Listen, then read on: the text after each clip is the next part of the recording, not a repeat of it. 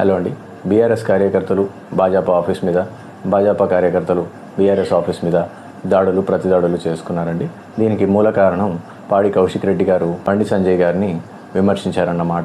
వారు ఏమన్నారంటే, బండి సంజయ్ గారు తంబాకులో డ్రగ్స్ కలుపుకొని తింటారు, అందుకే వారికి జుట్టు ఊడిపోయింది అని మాట్లాడారండి. ఇటువంటి మాటలే బండి సంజయ్ గారు 100 సార్లు మాట్లాడారండి. కేటీఆర్ డ్రగ్స్ తీసుకుంటాడని, కేసీఆర్ ఫామ్ హౌస్లో మందాగుతారని ఆయన మాట్లాడినప్పుడు బీఆర్ఎస్ కార్యకర్తలు ఇలాగే దాడి చేశారా? వారు ప్రతి విమర్శ చేశారు. మరి వీళ్ళు ఈ దాడులకు తెగబడుతుంటే గుర్తుపెట్టుకోవాల్సిన విషయం ఏంటి అంటే, మేము అడ్డగోలుగా మాట్లాడినా సరే అవతలి వాళ్ళు అడ్డగోలుగా మాట్లాడకూడదు అని మీరు ఎక్స్పెక్ట్ చేయకూడదండి. మీరు ఎలా మాట్లాడితే అవతలి వారికి కూడా అలాగే మాట్లాడే అవకాశం ఉంటుంది. అది గుర్తుపెట్టుకుని మాట్లాడాలి.